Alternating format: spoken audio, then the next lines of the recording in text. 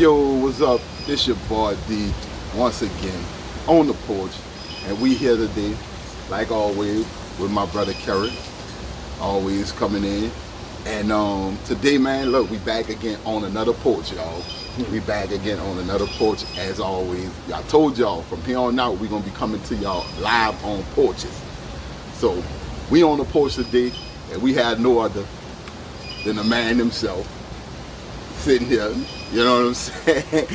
And look, y'all, look, if you from the Seven Wall, you from the downtown area, you know who we talking about. Because when I say Mama Dee, y'all already know what the deal is. Y'all already know what the deal is. And look, I know y'all remember a few months back how he said this ain't happening in my hood. This ain't happening in my neighborhood. When they was out here thinking they was gonna be able to just party for free. And he said this ain't happening here. You know what I'm saying? Guess what, y'all? He going for the highest seat in New Orleans. And he here to tell y'all why he going for the highest seat in New Orleans. He going for the mayor. He going for the mayor of New Orleans, baby. Let's do it. The one and only, my dude, Bryon Cole. What's going on with you, baby? Thank you for having me. What's going on, brother? I appreciate y'all, man. What's up, baby? So look, first of all, let's just get to it. First of all, y'all, we sitting here on Mama Dee porch. You know what I'm saying? Where she even did all her legendary interviews from. Right here on her porch, down here on North Dursion Walk. You know what I'm saying? So let's pay much respect to Mama Dee. You know what I'm saying? And now that's the way it is. So now we about to just toss it up to my boy Bryon and see. First things first, bro. You going for the highest seat in the city. You know what I'm saying? Yeah. And it gotta be a reason. I know you just didn't wake up in the morning and say, man, I won't run for mayor. I know you have big reasons and big dreams on what you're trying to do with this city, bro. So, you know, just go ahead and give us a little bit on that. So first and foremost, let me say that I have to mention that I'm running for mayor because the citizens are asking me to. And you know, I feel like when you're called, then you have a responsibility, right? Mm-hmm. And so it's no secret that I've been called because of my background. People don't realize in New Orleans that at my birth, my mother was an original Black Panther affiliate and the president of the NAACP in New Orleans, the first black woman to do so, all right? And so my childhood was me in onesies at Central Lockup at 3 o'clock in the morning, having to understand what was going on, you know, just because I was there, right. You feel me? Right, and so that was the beginning of my activism is what they call it. But I don't prefer to be called an activist because that turns into, hey, you know, I have these goods for sale, and by the way, I rock this cause, you know, and so I'm not that. I prefer to term myself an abolitionist, right? I'm trying to totally end the suppression, right? And so I came home 10 years ago after living in multiple other cities, like most of the talented 10 from New Orleans are forced to do for wages, right? Mm-hmm. And I was working as a government employee in Kansas City, and I retired from the USD 500 school district and decided to come home. My mama had a 5,000 square foot house, and I'm not gonna go into her finances, but the city pension is not very lucrative, right? Mm-hmm. And so I figured instead of me paying rent somewhere, which I was doing, it made more sense for me and her to merge and pool our resources. So I come back home, and another reason for that decision was I'm a single father, and I was raising a little girl, and I needed some support in terms of nurture. So I was like, who better than my mama, right? Mm-hmm. And she's also named after my mama. Oh, wow. So I come home, and I'm just settling in and enjoying this new nuclear family that, you know, I put together for my child. And man, I start to see that this is not the New Orleans I was born in, and that there's a whole bunch of transplant activity and partnerships and privatizations that are punishing the indigenous population, and at the same time simultaneously promoting the transplant. So I was like, nah, jumped up, started going to the meetings and whatnot, and you know, I was able to jump right in because of my mother's stature. So what I needed to know, I just come home and ask, and went right back, not only with the information, but how to whoop them, because she done told me, right? And so, you know, that's what I've been doing for 10 years, man, calling contradictions. And I've done it to the point where it has gotten me a recognition to where people asked me to run for mayor. So that's where we at. That's where we at. That's where we at. Typically, when the people ask you, man, you gotta do it. I mean, I got you. Because the mayor position is for the people. Yeah. Right.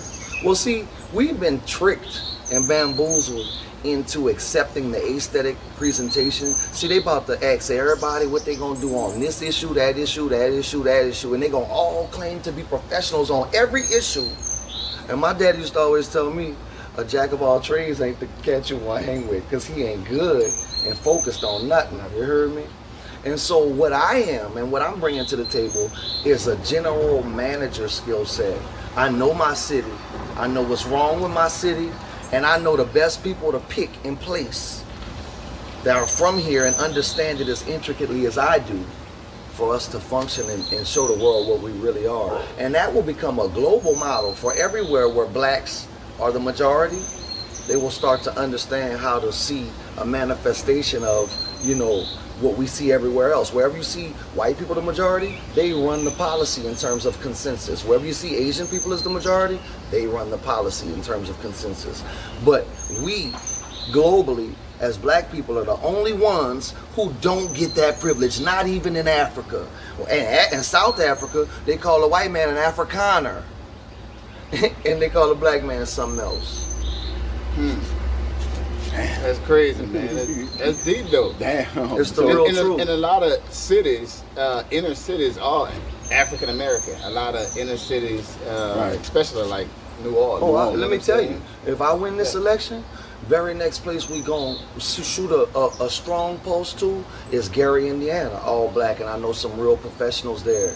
And when we get that office right, next thing we gonna shoot to is DC. Then we gonna shoot to Southside Chicago, Oakland. Oakland gonna be the once I win, Oakland gonna get together. They lead the nation. I gotta be real. Oakland and Southside Chicago.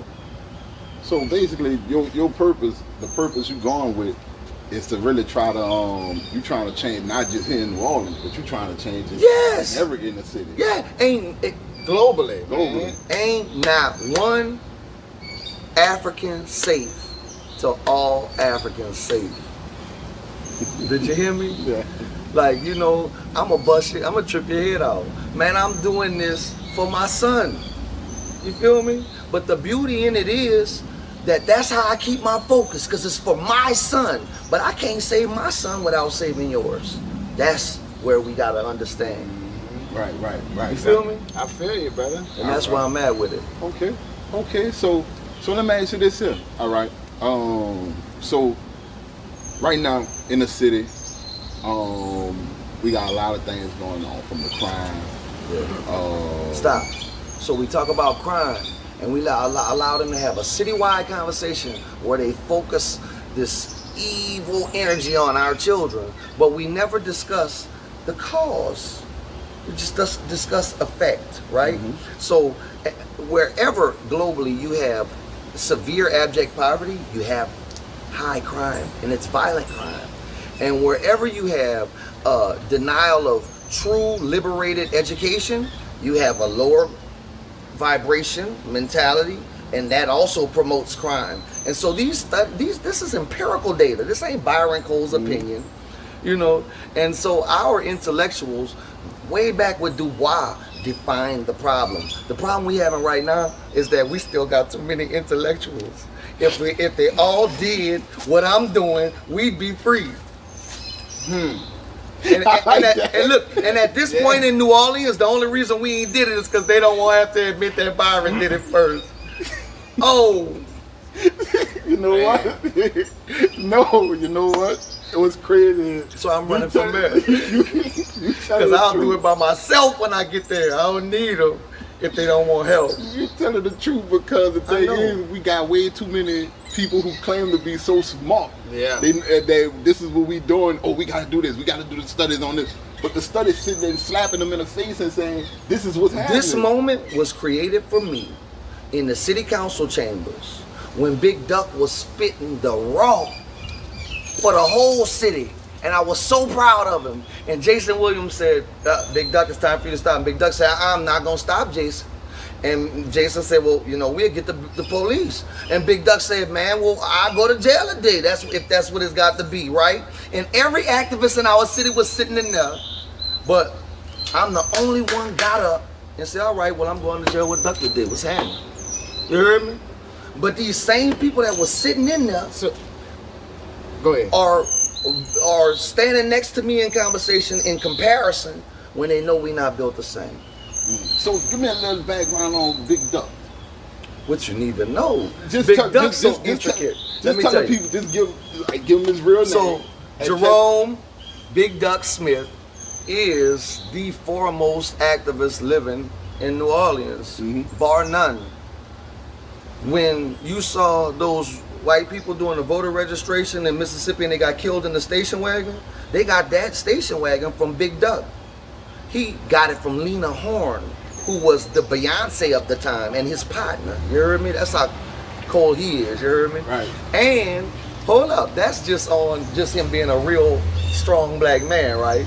But also, when they was rioting in Algiers, Kennedy called him to the White House and try to get him to smooth it over, you know, calm them down. And Duck said, I can't do that. He says, too much imbalance, too much inconsistency, too much disparity, second-class citizenry. I can't do that. That's what he told the president. Yeah. And so Big Duck's still doing his thing. He's still doing his thing. And he's strong, he over-ate it. And you'll see him walking to the library. If you catch him early enough in the morning, you'll see him walking. So wait, tell him out. We had somebody over 80 in the city council telling Jason, wait, man, you just gonna have to get the police for me. I ain't going nowhere. This is what we talking about. He been doing that. He been doing that. The police, it's a documented story. The police beat him dang near killed him. He been doing that. So you never heard of Tambourine and Fan? Yeah. Okay, Seven Wall, that's a staple. Everybody from the Seven know what something Duck taught. Like Duck, like when I go to jail, the first thing I do when I get in there with buku people is I say, what is a man on dope? Because everybody from the Seven know to answer that. That's a dead man, right? That's how I know who in there with me and how I can rock. And it's just, I could do it and get it over with quick, you hear me? Mm-hmm. And so that's how influential he is to us in the Seven. Right. That I ain't the only one do that either. Right. So when you just say when you go into jail.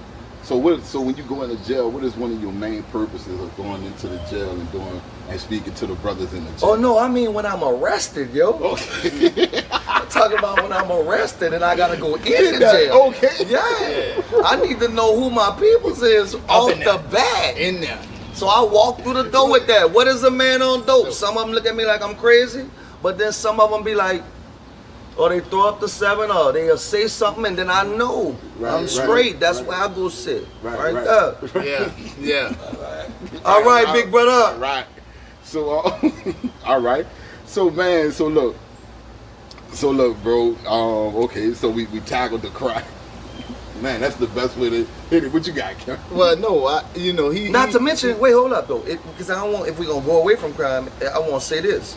Man, we ain't gonna go away from crime. I got something. Go ahead, but you. I was gonna say, not to mention the fact that I hold my neighborhood down.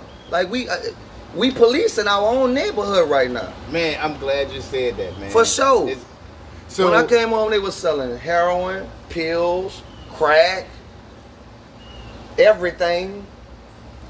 Ask my neighbors. I shut that down. They snuck me. shot at me. That's why nobody wasn't saying nothing when I cussed them out though. But when I cussed out the gentrifier, everybody had a remorse. But she got the same thing they got. Right. Lesser actually. Right. But she was right there with you when you was cussing out the dope dealer. Well, she wasn't with me, but she benefited from me doing that. Right. Mm-hmm. Yeah. She wasn't with me. No, I did that by myself. I had one neighbor help me. Wow. So when we police our own neighborhoods, man, and that's the thing, bro. I was just talking to him about that. Like, we don't do enough in our own neighborhoods, man. So how when you become mayor, let's speak it into existence, right? So when you become mayor, so I know you want to attack like first the education, then the poverty, right? But when you become mayor, how do you attack? You have 4 years to do that. Let me tell you this. First of all, that's a out. great question. What you've never seen enacted is the true mayoral discretion and power for the sake of what I'm promoting. Mm-hmm. That's what you've never seen. Right. Okay. So, do you know that as mayor, I can go sit in on any police interaction? I am their boss. Mm-hmm. And what I see to be unjust, I can just stop, pause that, and hold the whole system at ransom until they correct it. Do you know that? Mm-hmm. All right, you know your mayor now could do that, right? All right. Do you know that instead of me using my influence to set up deals for people, do you know that I could use my mayoral influence to actually promote my city and make sure that I'm taking care of every citizen? Let me tell you what I mean by that. So, we are a big trough. New Orleans is a trough. I've watched in my lifetime all these little underling parishes around us build and grow and get suburbs, and they all work here, right? We make record profits in industry of tourism every other year. And we also lead the nation in tourism every other year, right? So, what we need to do is understand that our city can provide for us all, but what's happening right now is the state takes the lion's share of our money, right? And then the rest is split up with the Confederacy, the traditional Confederate money, and the transplants. That's what the partnerships are about, right? So what I want to do is I want to make them pay to come to New Orleans. They're not going to stop coming. They would have to disrupt their whole lives. Their businesses are here and everything, right? Their jobs and everything they need to survive. And all this tourism, I'm going to make them pay too. If you come to New Orleans, once you get to the split where it's 610 or you go downtown, you've committed that you're coming to New Orleans, you're going to give us $5, like Florida, Texas, New York costs $17 to get in. I'm going to take 100% of them proceeds and come back to the city. Family programming, youth programming, you understand? Real-time things, initiatives that people are going to feel. And one thing we need to do right now is make sure that we get people to understand that our system is operating in a predatory, adversarial style. No one should be profiled in New Orleans. We get enough tourists to get our jail money. You feel me? But they are not taking the jail. I've got videos on my Facebook where a white boy telling the police, F y'all, take me to jail. I don't care what you do. You know, and I will tell you this, I'm not talking mess on the black officers. That's how an officer's supposed to handle himself, right? But the shame is that the same black officers in the hood have a zero tolerance policy for dealing with me if I'm frustrated or if I've had a bad day or if I'm just questioning them because they profiling me and I haven't done anything wrong and they got me totally out of character. Feel me? So, yeah. So, okay. So with the pay to come into the city, so that's basically a toll, correct? Yeah. A toll.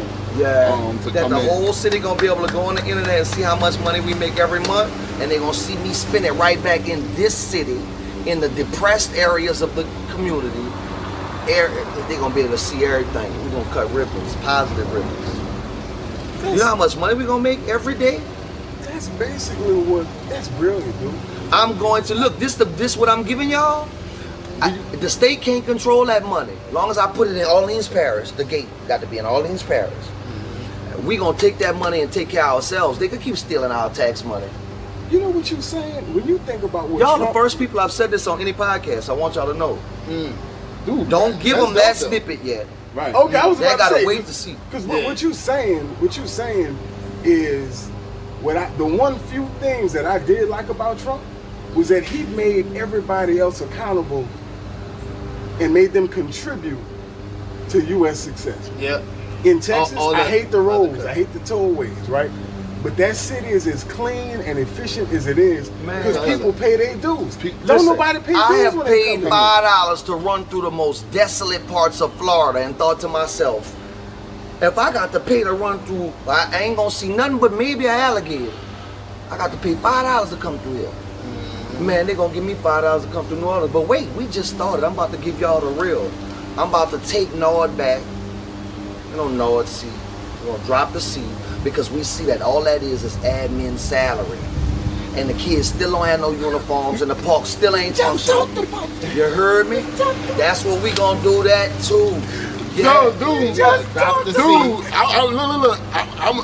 I'm so excited about that, and I was a coach at the Reddit for so many years. Yeah. And the thing I'm was, gonna get the park back to you. Because see, look, they took my coach because he had an old weed charge years ago, and then you know the Nord Commission rules and but he had the neighborhood and the children, and we was winning, and that's something he did when he was a young man. You heard me? And so we didn't appreciate that, and we ain't had a team or a win since. and bro, that's why I'm so That's happy crazy. because, like I said, I'm a coach. I coached at the Reddit for so many years, and the problem was, it was like we got to go through all this the bureaucrat type stuff at Nord. I promise you, I'm gonna do that. And it's like they're not focusing on the On the kids. children no more. It's like It ain't- we and the main thing was we was out there doing it for free, volunteers. Yeah. But y'all sending us through the anger. Oh, but listen, for hold up. doing this. But let me tell you something. We're gonna flip all that because see all them programs like NOLA for Life and Cure Violence, those were aesthetic campaigns. They ain't did nothing. They can't show me no ledger of no result, right? But wait, when you go look at how much the city spent on that and what them admin salaries were, then you gonna understand why I'm gonna bring back you to Goretti and I'm gonna pay you. Cause that's the fraction of what we was paying for that watered down, you heard me? And it's a fraction of that. And then I can still come to you and be like, Coach, what's up, man? I'm one of your boys. And why he ain't straight? You ain't tell me nothing. Not to put the blame on you, but why you ain't tell me he ain't straight? What y'all need, Coach? You understand? And I have that city, I can't do it with the city. The city council has to approve it. They control the purse strings. That's what I was about to say. I don't want to make false promises. But I promise you, if I'm making $200-something thousand a year, I'll pay that out of my pocket. Facts. Facts. See, bro, I guess that's another thing, man. We got so many of these programs in the city of New Orleans that's being Aesthetic. paid by the city of New Orleans to do things To to do help nothing. our community. To do And it's not nothing helping our community. but project that there is a counterbalance, and there is none. Because we see it keeps getting more heinous, a downward spiral. Wow, We ain't stupid. wow. But wait, we There's just getting only a few started. parks that We in just this gonna, city- okay, well look. Okay, go ahead. Nah, you go ahead. No. Go ahead. Nah, you go Because I ahead. was just gonna add to what y'all. Nah, was because just you ain't saying. said nothing. Go ahead. No. Really. I'm like y'all talk, man. I like to hear this, man. You What I can was give gonna us say is some we good really gonna catch on now that like the blue bikes and the bike lanes, all that's about contracts. That's about that money. We ain't need none of that. They brought Lafitte Greenway to one of the most green space cities in the nation. And that Lafitte Greenway is a collaboration, a partnership of the most richest organizations in New Orleans. And we just gave them city property. When I ran for mayor in the last election, They sent me the forum to come to the invite to come to their forum. Say, if you're not interested in giving Lafitte Greenway city property, you don't even need to come to the forum. That's what you had to agree to come to their forum. All right, that's how they coming. Well, but Google it right fast. Who is Lafitte Greenway? It's like Integy, and you know what I'm saying? It's it might not be Integy, but it's some big names. That's why I didn't want to just blurt anything. But it's the biggest names in the city. That's who Lafitte Greenway is. And so now you look at the Lafitte Greenway market. You ever drive past there? All right. One black merchant that I've documented twice in my videos. All the rest of them white. My vegetables used to come to me. They stopped that with bureaucracy. You got a permit, you got right? And then the people who over there at the market on Lafitte Greenway, they not from New Orleans. No. The majority. Not from here. No. And so, like I say, my mom used to say, run get my purse. And I knew that meant that the people was coming with the seafood, the alligator, the shrimp, the vegetables, the fruit. We never had to leave our house for that. Now they got us running to them. And we don't know how they making them vegetables. They say organic, but you ain't been to their farm. But I knew the okra man and the other lady. I knew them. My grandma trusted them, you heard me? Wow. They talking about preserve the culture. Now that's the new campaign, preserve the culture. Oh Lord, every time I hear people screaming that in New Orleans, I get scared. Hold on. Because that means they're going to attack it. Hold on. Right.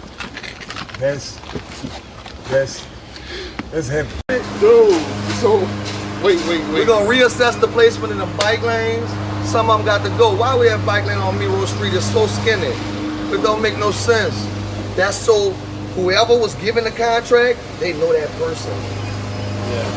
There's something going on there, some nepotism in some form. I guarantee you. And that's what we not seeing. That they get paid and running up out of here. Your mayor was caught buying a meal with the city credit card in California for some Californians. You know why? Because I bet you they own Airbnb property here or some sort of investment. Now they didn't shut that down though, right? So what down? The Airbnb game if you ain't no resident of the property. If you're not a resident of the property. Yeah, don't you have to be like a No, resident? man. How The they- lady, the gentrifier in my video, owns 3 houses in that block. They've all been submitted for short-term rental, and she can't live but in one. Yeah, so man, I thought How she living in 2, 3? Yeah. How she living in 2? Tell me.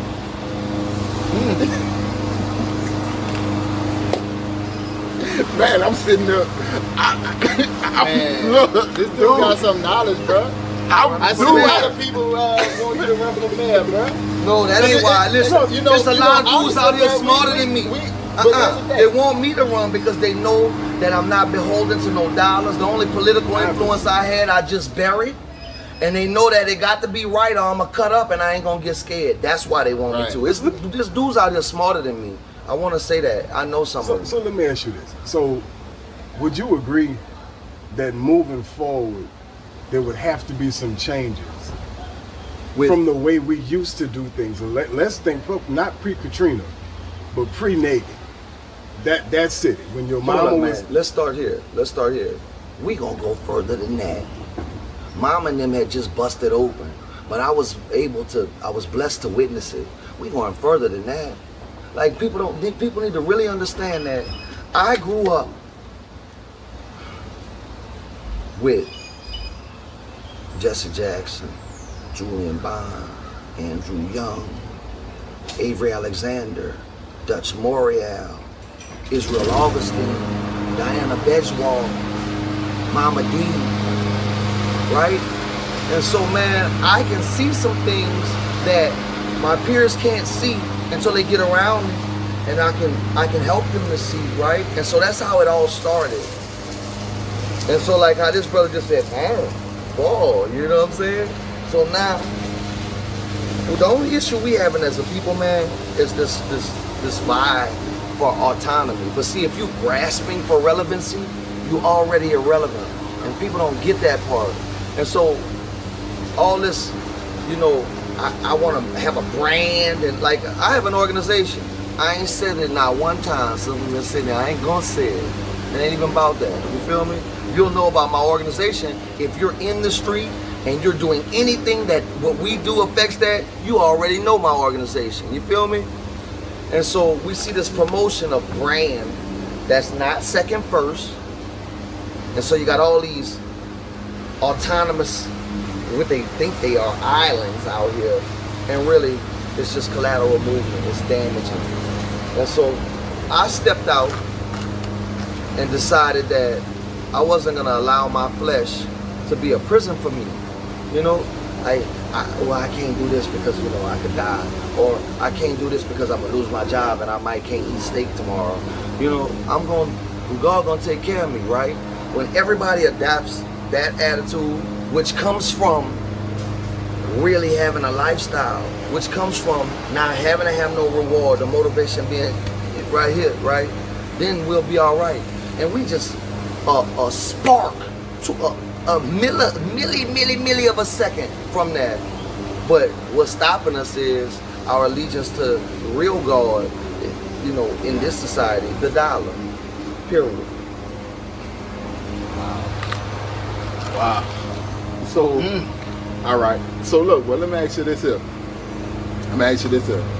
Your take on City Hall, moving it to Treme, and if you was to come mayor, well, when you become mayor, where would you move it to? Would you keep it will you keep it downtown, or you have a spot where you know in the city that it would be more beneficial to you? So I have to say, Are you with our people for not moving it in Treme? So wait, not only am I with our people, but see, this is where I was talking about how the media creates our narrative, so people don't know the truth. Not only am I against them moving it to Congo Square, but I am one of only maybe 10 people in the city who actually really care about Congo Square, who go out there when they disrespecting it and tell them stop, who will pick the debris up off it, who I went out there and removed dead chicken carcasses and maggots, you know, and really, you know, perpetuated the well-being of Congo Square. There's only like 10 of us that really do that, okay? And we have text thread to prove that we've been doing that long before there was a campaign with them little signs, all right? What happened with that particular campaign was when they saw us get a serious momentum, because they didn't take us seriously like they always do with the grassroots. When they saw us get a serious momentum, somewhere, and I don't know how because I had been traveling, but somewhere I came back and there's this commission there now. From, you know, Preservation Society, some commission, and now I notice they calling all the shots, and I see the news now, and I'm like, oh, okay. So I ain't say nothing right then. That was a crucial mistake. I should have blasted them right then. But they give me such a bad rap, and they don't be understanding what I see. So the first meeting at Craig's school, it went okay. I went in and I proposed at that point that City Hall should be in the east. Every big city around us has 2 corridors of buildings, and we see the growth that comes around the corridors of buildings, the stores and the apartment buildings, and then that bring the pizza place, and then that bring the storage place, and then that bring da da da da da. When we have so much unused land out there in the east. So that's what I proposed at the first meeting. Everybody was like, damn, great idea, right? I was the first to propose that. When I got to the second meeting, I see they so petty, I could see them. When I get to the second meeting, I see they geared up for me by who's in the room and how they positioned right. And so they're gonna deny me the mic. So I just start talking, you know. In the NAACP handbook, I cannot find it, but my mother has shown me this in print. It says in there that you have the right to disrupt, which you have a right to participate in due to tax association or just any real association, right? You have the right to disrupt that when you're not allowed to participate in this society, right? Well, that thing got so watered down that you can't even find that in the book no more. They didn't took that out because I got the new one and it ain't in there. But you know, until we start doing that, we're gonna be in trouble. So that's what I be doing. And you know, I get so much scrutiny because everybody now has their whole ship riding on some aspect of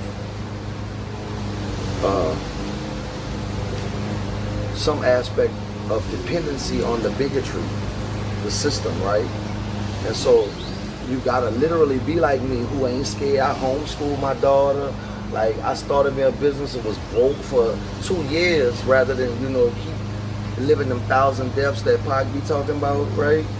And so, man, what we gotta really do is just understand that the cream rises to the top. Everybody sees that, right? It's evident. You know, you get noticed for being valuable and viable, right? And so when we see those people do that, we need to let that gel naturally how it's manifested and then move forward from there. But what we see in our society is, I go into a meeting, we talking about mentoring and fatherhood, and I'm not gonna say no names and be dirty, but the room split with me and this other cat who done went to jail multiple times on the weekends for not being able to pay his child support. You heard me? And so I'm asking them, how is it that with my track record regarding that and with his track record regarding that, how are we in a situation where we don't know who we should listen to? Do you get what I'm saying about that? And so it comes down to that, me investigating that. It comes down to the real truth is, you know him because you went to elementary school with him, and that's your partner, and you know his whole family, and you might know he wrong, but you ain't gonna say nothing because you'll benefit from him, or you don't want to hurt him because you know his people. But either way, that is how we imprison ourselves. And that's all. That's the whole New Orleans system, really. Yeah, Been the New Orleans system. It's mandate. It's systemic. All of this, everything we go Before through, Nagin. everything we go through. They decriminalized weed, right? I'm sitting in municipal court. I see an old lady with lupus in a damn wheelchair get convicted. Court costs plus $150 fine, and it's clear she ain't faking. But I've also seen the white people on 2 lane just get their weed, pour it out, and the cop just, you know. See you later. Yeah, what point did they make by Summers and a lady with lupus, documented lupus? And then how did she still get convicted?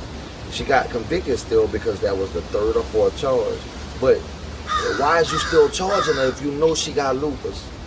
And so they decriminalized the weed, but them little boys get multiple offenses and don't pay it and don't go handle it. And what that do? That get you in jail.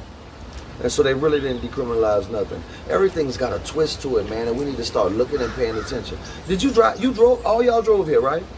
You see how difficult it is to get through the 7? We got piles of rocks and shit where we ain't seen a worker in a week. You hear me? We got just all kinds of stuff going on. We got them cutting, they fixing Dursion Walk in 2 spots. See that pile down there? It's another one down there. And they cutting the trees. They got asplund out here. There's people going up one ways and shit around here, and they have to. Like, we're forced to at some point. Damn. What does a Bryon Cole team cabinet in City Hall look like? You would have to duplicate yourself times 10 to get 1/10 of who you are. No, see, it's not about me. I just told you, it's not about me. I'm a general manager. I can orate. I can intellectually display the true issue, right, on any level. So you could catch it if you go to Harvard, or I could make you catch it if you out the scatter site. You feel me? That's my job. General manager, and put it together, administrate. That's what the mayor do. That's all the mayor does. All the rest of that hoopla in them conversations be BS. That's people trying to brag on who they think they are. I'm just Byron. I'm just a man. A damn good man, but I'm just a man. I am going to bring in... So are you aware that Calvin Mackey is one of the brightest science minds in our city? Are you aware that he applied for a charter and got denied? You weren't, were you? Okay. That was a major faux pas on the Bessie boys' part. But that was because of who holds the discretion. Now you have another school right down here on Esplanade called New Harmony, which is a ragtag charter started by a lady named Sunny, who's a flower child, right? Literally, like flower child. I'm gonna stop there.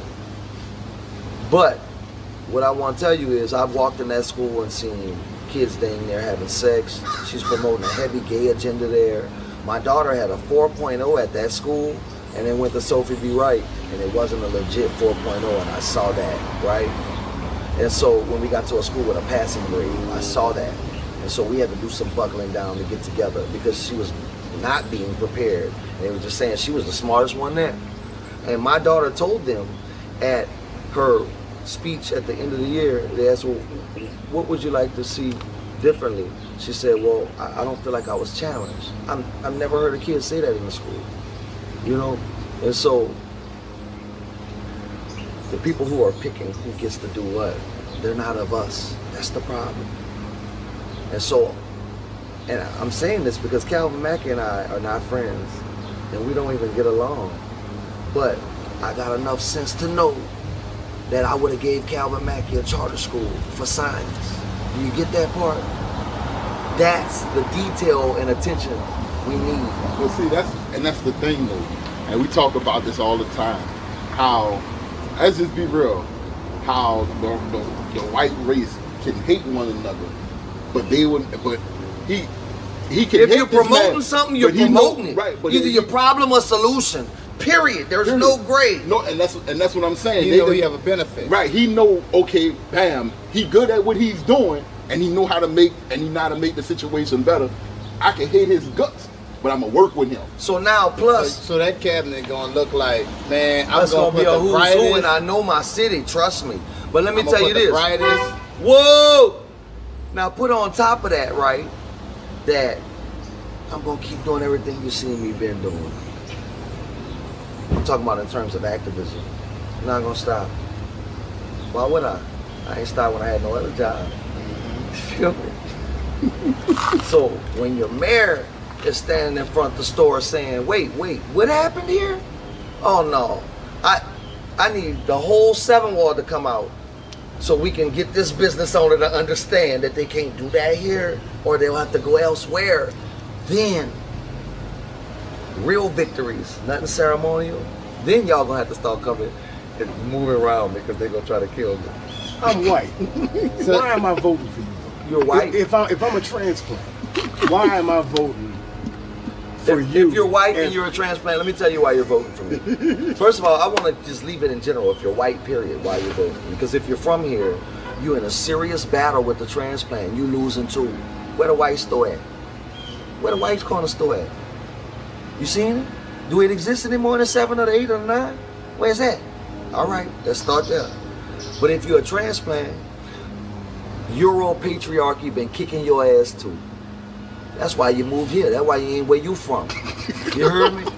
So let's get rid of the isms and the second-class citizenry and have one playing field, and I bet you we see some tremendous difference. I'm talking about radical change, dog. That's what I'm bringing.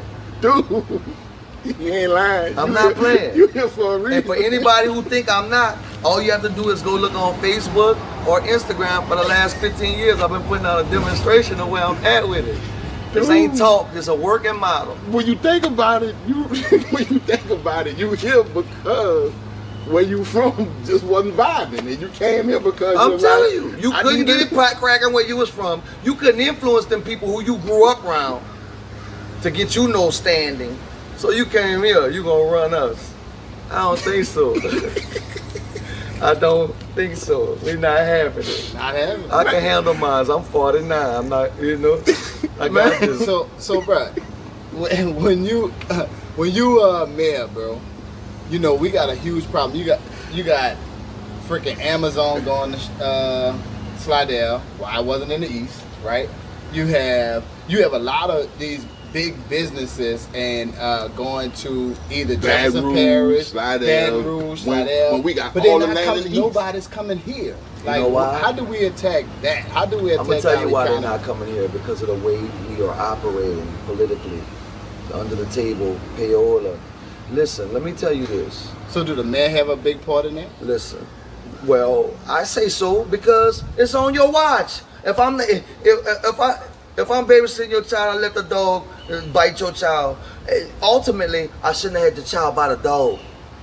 You hear me? Mm-hmm. I didn't know the dog was gonna do that, but man, I left you. My child wasn't no dog right there, bruh. Mm-hmm. You understand? You should have had better discernment, right? And so we have to be culpable for all and hold everybody responsible. But this is what I want to tell you. It's because they got us tricked into believing we gonna scale Marriott and don't want to be here. If Marriott left tomorrow, somebody who we never met will come with enough money to fill that hotel. You know why? Because they fill that hotel. You heard me? And $17 ain't stopped nobody from going to New York. $7 ain't stopped nobody from hitting the Beltway in Houston or Dallas. You heard me? You can't leave out of south of Chicago without paying $11. Anywhere you go, you're gonna pay to leave and come. You hear me? And so we've been bamboozled. What they come here for? They come here for us. They're going to come here and pay whatever we tell them to pay for us, because it's unduplicated. You hear me? We'll slap them toes up. Take all of our institutions back. There ain't no Nord, see, Nord. Put them back in charge. Treat them right. So basically, you saying Sewage and Water Board pensions are killing us right now. We just gave millions of dollars to pensions to people we fired and said we fired them because they was no good. And then gave them but take this $1 million on the way out though. You did a horrible job though. that's basically what they said. You did a horrible job. You did a horrible job, but take this $1 million every year. Every year. It's 900,000. Yeah, that's you. That's you. Take that and get out of here. For doing horrible. So, all right. Since you bought it up. Checks and balances is the name of my platform. Checks and balances. Right. So what's the plan with what's the plan with Sewage and Water Board? Because that's a crippling. Okay, so I'm gonna be honest. So I'm gonna be honest. That's where I have to tell you the truth. I'm not an engineer, but I'm gonna get Myron Mitchell and Calvin Mackey over there and pay them to do a study, and they're gonna tell me what's popping and what I need to do with my generated toll money that can't nobody control but me as the mayor, right? I'm gonna get that right. What we waiting on the government for? And you know what I'm saying? We gotta do what we gotta do. Like if you get food stamps and your card empty, but you got $10 in your pocket, you gonna go still get your biscuits, huh? Yeah. So I mean, we could be creative. We could start. First of all, let me tell you this: corporate America gonna have to come clean. You're not gonna post in my face that you made record profits and that you still got people cleaning up behind people they don't know, and they only getting $9 an hour. We are the engine for the tourism industry, and they're gonna pay us accordingly. Period. I'm gonna set a standard in New Orleans so high that Chicago and them gonna have to step up to it. But that standard should have been set high out here in the city. Yeah, I'm gonna pay the garbage man too. I'm gonna make sure they get paid. I don't know how I can do that, but let me tell you something. Anybody supposed to get paid on a job if they say, well, it's no big deal. That job ain't no big deal, but they won't do it. Mm-hmm. You feel me? Everybody's playing it like the garbage man ain't no significant job out here. Not know what they call it in COVID. Necessity. Essential. Yeah, essential. Yeah. That's more essential than anything, for real. Because we seen the rats that week. when they ain't pick up the trash. We seen them just walking like, what's happening? I'm going to Manchu. Right, on the way down the street, you heard me? Man, look, I don't mean to cut you off, bro. But dude, what the thing you running with Manchu? I'm talking about right now. You running Shutting them down. I just can't get to it right now. I'm shutting them down. They have a resume, 20-something years of disrespect. Horrible disrespect. You can get multiple of my neighbors can tell you they've been called the N-word. Multiple children have gone in there with, ask how much something costs, and they tell them one price, and then they give them the money, and she don't give them their change back. And then when the mama comes, she says she gave it to him, had a child, and then a couple of times we've been able to prove that she really didn't give it to him. And so then we start looking at them, and why is this happening so many times here? And why all these different children lying on you about their change? And all of the activity that goes on there. We see people pull up with stolen shit all the time, and just jump out their car and walk in and sell her a box of Lay's. We don't know where that came from. We don't know if that shit's clean, and what process it that went through after they stole it off the truck before it got to here, right? They clean the chicken outside on the ground. We got video of that, all right? The hood they didn't have that there. Mama forced them. The dumpster, they didn't have that there. They won't put a receptacle outside the place so that people's trash can be put in. They put a little box out there that a case of cold drinks come in. It's only like this deep, and the wind blow it all the way down my street. So how we get our community to stop supporting it? Because that's what's keeping them alive. It's our community. We don't want us keeping them alive. Can I tell you the truth? Yeah. You know who really keeping them alive? Oh. Obese Christian people. They come here on Sundays in their Cadillac trucks and their church clothes, overweight, and get 4-5 pans of 100-pound chickens, 100-piece chickens. And we asked them when we was boycotting, this owner on camera came from behind her counter with a knife to accost a shoplifter, and then hand that knife to another man that chased that man out the store. We saw that on the video.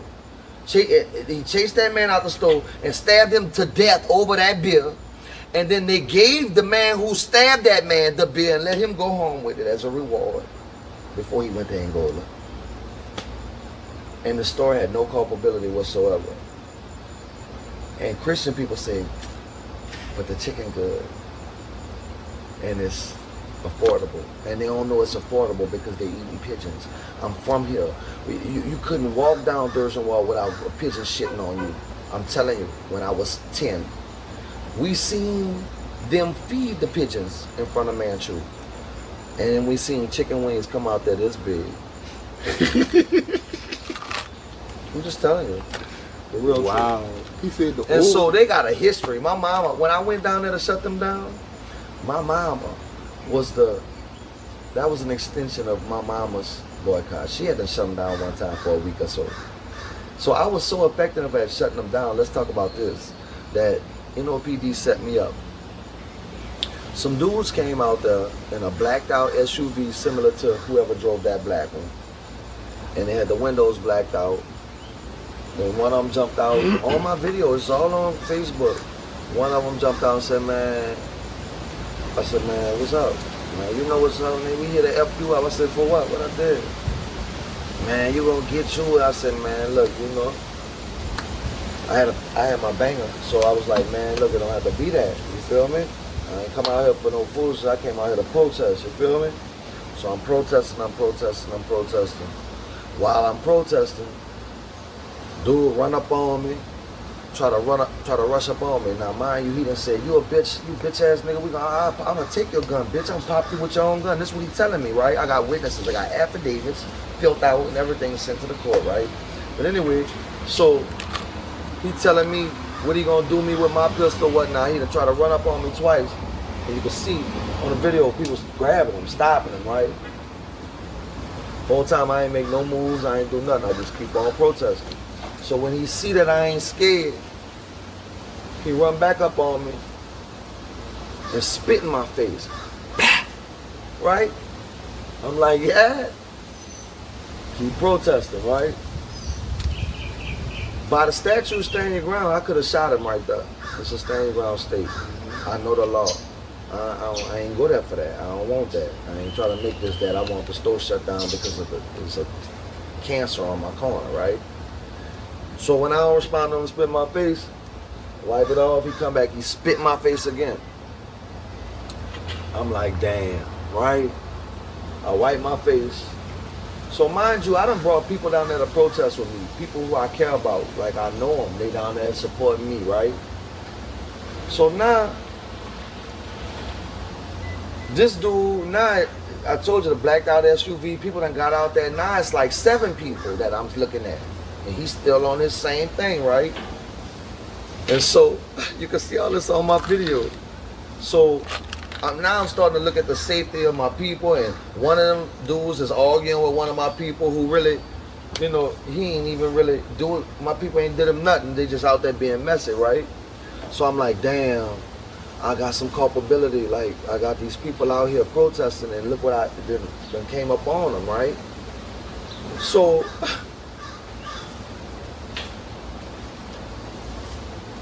dude, the very next thing he do is I done wiped the spit twice and threatened me and everything, told me I'm a B, he gonna shoot me with my own gun.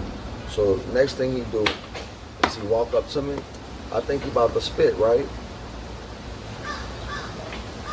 So I put my hand over my pistol just so he can't snatch it, you heard me? And he headbutt me, BOW! But he ain't do that no more, I got a big hard head, he ain't mean to do that. But when he headbutt me, that really happened. I got all this in statements, right? So I'm telling you all this for a reason. So I'm down there shutting Manchu down. I got multiple videos where they shut their door at 10 o'clock. They couldn't get no money. Nobody wouldn't cross my line. My neighborhood was messing with me for real, right? They was supporting me. So they had brought all this together. And you will find out who are the people that was black and went against me when you start looking at, after I went to jail, someone went down there and started taking over the videoing as if it was their movement and trying to get the numbers. But the people who came and spoke on the video, watch that carefully, and that'll reveal everything. But what I'm telling you in a long story, man, is that that day, when I weighed it all, I'm a licensed investigator, contracted to a lawyer, no felon, no criminal history. In a stand your ground state, I felt threatened. I've been spit on twice, multiple threats for my life, right? So I grab my pistol and I blanch it. That means my papa said don't aim till you pop it. So I just blanch it, like, and say, man, back up off me and my people, right? You see that's a blanch, down, right? I blanch my weapon, tell my people to get behind me and walk to my house. And I start backing down the street, put my weapon away when I'm about 20 feet away, back down the street, come home. I thought it was weird, they ain't follow me or nothing, or come bring no mess, right? Until I get to court and realize I've been set up by NOPD. Because in the preliminary hearing, the sergeant testified that he witnessed me pull my gun because he was under surveillance in an unmarked car in the church's parking lot, which means he witnessed me under duress. He witnessed them spit in my face twice. He witnessed them rush up on me and people have to stop him. And he witnessed them headbutt me. And so that's why I had to stop Manchu, because the police set me up with Manchu. It was a collusion that I can prove. Now that ain't the funny part. The whole climax is here. So they put me in Section I. I went and got all the people who was with me to write affidavits and get them notarized that said none of that what they saying is true, that I had been headbutted, spit on, that he said he was gonna kill me, I was a bitch, he gonna shoot me with my own gun, everything, right? But the DA wouldn't back off me because I'm Mama Dee's son. And because I'm currently in a situation where I'm getting people out of prison as an investigator for free. I'm so serious to it that I ain't even charging family, some of them, you heard me? And they can't stand that. So they trying to get me to plead to 2 years in Angola for something I ain't did nothing wrong. I don't have no record. I ain't no felon, which normally you don't even go to jail for that. Mm-hmm. You get probation now. You hear me? And they know my mama dead and my daughter 14, and I'm a single father. They trying to really do me, man, and make sure she can't come neither. You hear me? They gonna put her in such dysfunction that she can't precede me. You understand? So that was a plot. Wait, hold on. You gotta let me finish Right. this. So I get a top of the line attorney. That's why I work for him, Jerome Matthews Jr., because I believe in him. He fight. You heard me? So that's why I contracted to him. But I get him. The state would not come off. It made me plead to a misdemeanor just to keep their conviction rate. Gave me 30 days probation, no report, no P, no nothing. Just to keep their conviction rate, their numbers, right? Made me, and then I got on transcript, Judge Herman saying that when I beat the case, no felony conviction, I get my pistol back so that I can operate as an investigator. It's a dangerous job, right? She said that on transcript. I do my 30 days, just stay home for 30 days so they can't say nothing happened, right? Stay home for 30 days, go to court, go back, ask for my pistol. She say, I'm not gonna give it to you. I said, well, Your Honor, I got you on transcript saying that you're gonna give me my pistol. Can I get my pistol, please? So she said no. So I'm pressuring her, and she know I'm about to go tell a story, like I'm about to bust it out. So she give me the real story of what really happened. Judge Davalier from Section B has sent her an email asking her not to give me my pistol back. That's a federal crime. 2 judges colluding, one influencing a case from Section B downstairs, way upstairs to Section I. You can't do that. And so Herman didn't want to get in trouble, so she gave us the paperwork and proof. So I got Davalier right where I want her, right? I go to the Chief Justice, Kiva, who just ran for district attorney. Kiva said, Byron, that ain't my business. So I'm thinking she playing. So I go in my briefcase to pull the papers out to show her. I'm saying, look, I can prove what I'm telling you. You tripping. She grabbed my hand and pushed it back in my briefcase. Byron, that ain't my business. And walked off on me. And then had the nerve to run for district attorney. And so that's why I need to get in as the mayor, man. Because I know who playing. I've been watching, and my mama knew. So let me ask you this here. That's why they didn't play with my mama. So let me ask you this here. With all the information, with everything you done went through with the court systems, with NOPD, with the government, man, don't you think it's gonna be hard breaking that barrier and getting in there? No, because let me tell you, I just explained it. Do you know what the classic traditional feminism movement is about? What is it? What is it? They can't stand Euro patriarchy. Loathe it to the point where they'll date each other now. Do you hear me? The white man, the forefathers of the United States, we just had to have some real conversations. White people understand this now better than black people. But our forefathers, I won't be disrespectful, our nation's forefathers, they let the mongrel 3/5 animal subhuman vote before they let their mama and their old lady and their sister vote. Did you know that? Black man could vote before the white woman? Yeah. Did you know that? That's his level of respect for where the womb he come out of. You hear me? And so, believe it or not, as long as I show integrity and an honest transparency, I'm right where I need to be. I haven't put together 0 campaigns or 0 signs to get where I'm at right now. Wow. And I'm community policing and leading the movement with multiple of my white neighbors around here as far down as Bayou Road. Wow. I talk to them on a regular basis, and they check in and let me know what I need to do and what I need to check on. Wow. Man, How do you spread that out? Because I know a lot Throughout of the the city. concern, because a lot of the concerns are the youth, right? Door popping. So you know what I walking did over here? My mama's show was called Dope Poppin' on BOK. I'm glad you said that. This is what I did around here. The radio station? The little boy, WBOK? yeah, the little boy that was selling weed right there. My elder across the street, who was in my mama class at Claw, she was leery of him. You know, really loud music. You know, he don't speak, whatever. So I went down and I said, man, you tripping, dog. Get your mind right. Man, that old lady be tripping on my music. I said, no, man, you ain't went right. You ain't present yourself right. And then what you doing that ain't a big deal wouldn't be a big deal. That's what the issue is. She old school New Orleans. He said, well, what I'm gonna do? I said, don't worry about it. I'm gonna fix it for you. So I went over there and I said, you need your grass cut? I said, it's getting kind of long. She said, yeah, I get it. And I said, no, I got something better than that. It's this one on me. I got it. She said, all right. The next morning, I got up. I got all my lawn equipment stuff out, and as I caught my little partners coming, I said, community cleanup, man, come on. And like some of them don't want to do it, but they'll do it because see, when they need that $10, when they need to catch the bus, when they need some tennis, they know where they could come. You feel me? So like, I won't stun on them, but if they pass it now, I could be like, man, pick that up for me right there, dog, and I don't got to do nothing. They'll do it, right? So I went and got him and made him cut her grass. While he cutting the grass, she stopping him, giving him water, talking to him.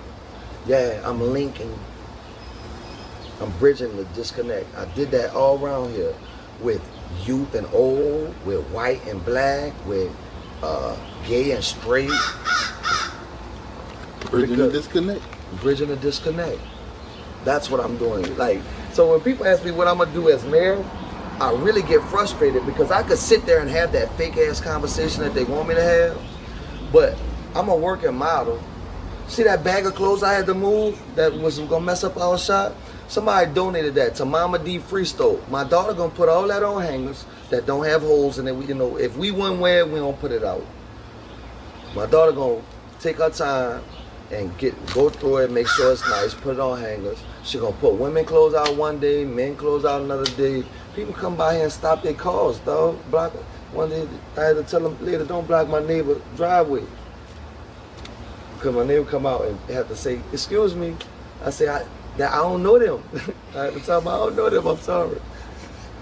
And so working models, everybody got a proposal. And every guard looked like Curry till you put that D on them, you heard me? I'm telling you, really. If you in the park by yourself, boy, you could, you know what I'm saying? You making somebody believe something. Like a boxing woman. Yeah, and I ain't even talking about your skill set either when I say put the D on you. It started in your head. Soon as you step up to put it down, some of them you got them because they ain't ready for that. Feel me? And so our leadership in New Orleans got to be that cat that got snuck in the park, but still went to St. Augustine, was in the A-track. You heard me? That cat that they ain't run me on my porch, and my mama encouraged me to go back off it. My first fight was right there, man. My boy Mankey Boy, stay next door. He took my marbles. I ain't want to fight for my marbles. So I came home, my brother was sitting right here, he was like, go get your marbles. I was like, I'm not going to get my marbles. He was like, nigga, you going to get the marbles. Go get the marbles. Mama not going to buy you no more marbles. You better go get your marbles. Actually walked me over there, held my hand, my big brother. He stopped right there at the driveway. He said, go get your marbles. It's my daddy, man. He's on the road. Daddy. How close are you? Look. Okay, thank you for letting me know. I'm doing an interview. I'll be done in a few minutes. Y'all, it's on the porch. Y'all know how I let go. me call you back. Come on here. This how I go. We ain't holding back, man. All right, I love you. Be safe. We not holding back. We on the porch. So look, I got where I was at, I had to finish that. The marbles. you talking about the marbles and your brother. So, yeah, it's a true story. So, my brother stood there, made me go get my marbles. When I went over there to get my marbles, I think Mankey Boy pushed me down or something. I just got up, crying, ran home. My brother, I guess he was like, damn, I'm gonna let him go, right? Man, by the time I got right here, you know, my mama hear that crying, but it's on my calf, you heard me? She coming down. She was like, oh no, baby, I'm thinking she finna fuss at him. She was talking to me, you heard me? She was like, go get your marbles. I was like, Mama, he pushed me down. She said, go get your marbles. You heard me? And I ain't gonna lie. We got to the mix. And he my dog. I love him to this day. But that was my first L right there in front of my mama. But I had my marbles. I put them in my pocket, took my L, came home. That's a true story. You had your So marbles. New Orleans, your marbles. He gonna get his money. He gonna get his But I got my marbles. marbles, man. Right. But this time, my brother's gonna help me. And we getting our marbles. That's Yeah. what's up, man. I'm serious. Oh, dude. Man, let me And ask so you this. look, wait, Have let you me ever- put one thing to rest too. Man, obviously we sitting here talking, man, because I like to just be myself and operate in my colloquialism, people get it twisted, man. The IQ score is off the chain. Like, I don't go around saying that, but I could document that, right? And honor St. Oak, St. Pius, Christian brothers, so when people want to question, well, is he smart enough to be the mayor? Most definitely. And everybody that knows me knows that. Hell, So is this your first time like running for any type of city council or city? I ran for mayor office? last time, but it Okay. was just a practice. I had $10,000 in my war chest, and I only spent $700. My mama was gonna walk me through District D. I was gonna come and start with my neighborhood, but my mama passed on me, man. And so I said, let me go have me a citywide conversation, learn how to be a campaign manager, learn how to fill out all the state forms, and empower myself. And so I did that and had a great time and learned. But I came back this time to prove that everything that she was promised, nothing was delivered. And it was because she didn't know how. When she started bringing in the community to fix what was wrong, she was bringing in artists like Weavy and like, Big Frida. And no disrespect, I rock with both of them. They're my people, right? But they don't know what's going on and the true causes and whatnot. That ain't their specialty. This is my specialty. That's what I've been doing. You feel me? And it's time for my city to understand and respect that if they want things to get better. And it don't have to be me. I will tell you this. You say I need 10 of me for my cabinet? I got about 10 of me in this city. But they so smart that they just balling and doing their own private thing. They didn't give up all of that like I did. But see, I've been in a position before where people will double back when they see somebody they trust in a position to do what they didn't have because not many people, like you said, a lot of smart people, but not many people have the guts to challenge this system, brother, because it's thick, deep, and wide. Let me tell you this. I hope Thick, that, deep, and wide. It is. I hope my name That is is- synonymous with this. And I'm not trying to, you're asking me about me, right? Ain't a battle I took in the last 10 years we ain't win. I hope I done set the standard that when I come, I'm coming. Feel me? Every resource I can find, I'm coming. And so, if you're familiar with my work, we've had some serious things. Like,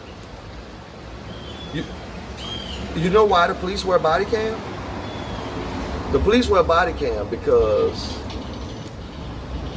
off of my integrity, off of my transparency, I walked into St. Augustine and asked, at the time, Dean of Admissions, Chad Smith, to rock with me and let me get that platform right quick so I could make some citywide issues, right? And so we started a mentor program there where we empowered the young men and started teaching them about AP 200 and start exposing them to different resource channels that they're going to need after St. Augustine, right? And the grand finale of that program, and it may be what caused Chad's separation from St. Augustine, I'm not sure, because it was abrupt and it was on their part. But Chad and I hosted an event at Dillard in the mock court where we invited Judge Willard, Mitch Landrew, but everybody was in there, okay? And it was a forum where we had the student body of St. Augustine there in the audience. And they were there to ask questions on how, you deal with the police to stop an encounter like Tamir Rice or, right? And so the students didn't know, and Dillard didn't know, and none of the professionals or elected officials there understood. But the whole reason for that event was for me to do what I did at the end. So at the end of that event, where they basically told the boys, just be respectful, and the boys kept saying, oh yes, at the mock court at Dillard. It happened for one reason. So after I let them frustrate them children by giving them the same scripted response that really offered no guarantees of etiquette to assume to where they can exempt themselves from that, right? I got up and took the mic and said, why would you black and even not you black, he's talking to Mitch, elected officials, usher these kids into an etiquette that guarantees them nothing when you can just put a camera on the officer that supports the officer and the citizen, and it's no one's word against anyone's word, right? When I said that at the event, I got a standing ovation. Students and Dillard Gym was full. You hear me? I got a standing ovation. And the event wasn't even supposed to be over. But I dropped the mic and walked out, and everybody walked out with me. The next day, Harrison said, we're gonna mandate body cameras on police officers in New Orleans. Chad Smith know that's the truth. Jarvis DeBerry know that's the truth. He wrote the story the next day and didn't even mention that I threw the event or that I ushered in the body camera, which that was not the topic of that event at all. It's just what I left them with at the end. And so, man, I've been doing real activism for so long that it sometimes, it hurts me when my people who have been apathetic and haven't been watching want to, who is this that don't got no sense? But they've been apathetic and watching and just allowing all this to happen, and they supposed to be on our side. And so the media is no friend of ours for sure, but I really do respect Harrison because out of the shockwave I sent to him, he responded responsibly as an official. But yeah, I started that. Sanford, we talking about me, right? Mm-hmm. Sanford, remember they wasn't gonna press no charges on Zimmerman? Mm-hmm. You know why they pressed charges on Zimmerman? You know who went there and set that up? Me. I was on the news in Orlando and everything. I can't find it no more. They don't. You can't Google that. But I really was. I can prove it. I was on InfoWars. That video's still up, and it proves I was there. When I got out there, there had some white college students and a lot of media out there, more media than protesters. And they were, oh, that's my dad. I'm sorry, Dad. I was like, who is this? Yeah, so, what I was just saying, I won't finish that. Oh, you were on InfoWars. Yeah. So when I got there, they were sitting there. Then some black preachers came and they started singing Kumbaya. I start going off, start flipping out. When I start flipping out, my mama came, my friends came. Then when they came and it looked like we had a little cohesion, then the white college students came. When the white college students came, then the black people start easing over. When the black people started easing over, the white college students start go bam on the door. I say, yeah. They went bamming on the door. I start talking. Come out there. We want charges. We not leaving. We gonna shut this down. This is what we really about to do. We have a right to be here. We've committed no crime. Send out a representative. We want to talk to your representative. They sent out a representative. Somebody worked there, a white lady. Oh, wait, who are you? I said, I'm Bryon Cole. Oh, you here local? I said, no, I'm from New Orleans. I said, there needs to be charges filed on George Zimmerman. You guys don't have the authority to stop this process where you've stopped it. Let the people speak. Well, we really don't, whoever they needed that can do that's not here, and we can't do that. I said, man, y'all gonna do something, or we gonna shut this down. Right. Went to cutting up. They come back to the door and said, we're gonna go and we're gonna issue charges and we're gonna pick up George Zimmerman. That really happened. Wow. And so, was that, a great thing. That's not the best thing I've done in my resume. But what I'm trying to point out is that you have to have a fierce allegiance to this. This has to be a lifestyle. This can't just be what you decide to do because you got a speeding ticket and you're frustrated. Right. Can't go like that. And so I'm the only candidate in the last 5 elections that did that.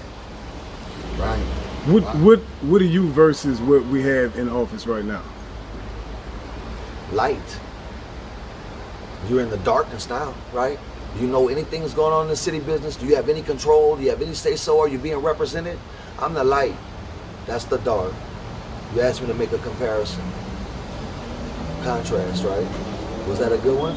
We need another one. Unpack it for me if you don't mind. Transparency, integrity.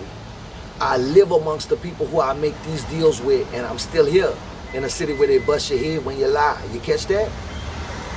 Caught that time? All right, I broke it down. Yo, ain't much we could do no more after that, bro. Yeah, Ain't much they we could say do. he wild, but they don't never say he lying. They don't never say he's stupid. Ain't much we could do after that, bro. I ain't got nothing else, dude. Look. Man, look, let me tell you something. Y'all keep this, because I'm going to forget. When I get elected, this is the first show I'm doing, and we're going to do it from when they tell me I won. Right here. Yeah. Right here on the porch. Right here on the The porch. very next day. Right here on the Right porch. here on the porch. So look, bro. Bryon Cole, Bryon yo. Cole for me. Look, we gonna let you, man. Pops here. I know you about to go enjoy Pops. We're going to y'all. a funeral. One of his partners, Right, long-time partner from back in Cohen High School passed, and Oh, then man. he jumped on the highway. I'm so happy to have Dr. Cole in the building, though. Right. So y'all heard it. Bryon Cole for Mel, bro. Y'all heard it right here on the porch. You remember when you was little and your dad told you he was gonna take you somewhere, you get to sit there excited? That's how I've been almost. I'm serious. Couldn't wait to see my pop. Y'all So I know heard you ready. You know on what the I'm saying? porch. But this was dope. This was good. Man. For sure. I know you gonna do well. Yes. Go You ahead know and what I'm handle your saying? business. We gonna look, bro. But this was dope. Or a beat. Live Yeah. from on the porch, y'all. You know what I'm saying? Like Mama I said, Dee pose. Mama We Dee. dope Mama Porch. Dee. If you don't know, Mama Dee porch. We dope pop. You know what I'm saying? Go follow my boy Bryon Cole. Where they can get you at, bro? Byron S. Cole on Instagram, Byron S. Cole on Facebook, and 1733 North Thursday. Well, I sit here on the regular. This is my office, registered LLC. Y'all see it? Go look. For Mel, he running for the election next year. It's going down. Election next year in November, right? This year, This year. 2021, October 9th. October 9th. Yes. Oh, we ain't got Listen, that much time. that's Let me tell you Vote. something. This is where we really at on the porch. This is where we really at. We the majority. We control the consensus. Felons can vote. If we don't get what we want this time, it's because we ain't want it. We gonna get City Hall in the East. For sure. You know what I'm saying? Now wait, listen, let me tell you this. So TD, I heard, was gonna sell City Hall to a hotel and use those funds to move it. If all of that is still viable, then yeah, I will do that. I can't come up with the funds, out of nowhere. But yeah, I want City Hall in the East, and if it's built under any watch that I have, it ain't gonna be nowhere but in the East. I'm giving my commitment to that. Let's go. Let's go. On the porch, y'all. Go follow On the Porch Podcast right now. On the Porch Podcast on IG. And go to the YouTube page, On the Porch with D and Crew. Man, look, this was a hell of an interview, man. There was a hell of an interview with my boy Bryon Dad, Cole. you wanna go up there? Y'all see how it goes. You wanna go up there and I meet Go you? ahead. No, Nah, go he ahead, wanna bro. catch the viewing. All right, I'll meet you there. I'm sorry. I'm No, sorry. go I ahead. love you. I'm still gotta put my suit on. Oh yeah. Oh yeah. So y'all heard it right here with my boy Bryon Cole, man. Look, dude, he got to get out of here. We got to get out of here. It's a beautiful Saturday. Go enjoy yourselves. It's been a pleasure. Let's Yes. go, brother. It's been Most a pleasure. Let's go, So brother. let me ask you this. So, are you guys gonna support me on the election? Oh, for sure. Okay, so can I get a shout out? When you go to edit, I want you just to send me this part. I need on the post to say Bryon Cole for Mel and send it to me so I can post it, please. Yeah, just y'all two. Let's go. Y'all heard it from me already. Bryon Cole for Mel. Let's go, baby. On the Bryon porch. Cole for me, y'all. On the Let's porch get with it. Bryon Cole for Mel, baby. Yeah. Let's go. Thank Let's you. go. I appreciate y'all, fellas. Let's go. We gonna put that in there, baby. For sure. Y'all heard it on the porch. Let's go, baby. In October, October 9th. October 9th, 2021. We doing it If again.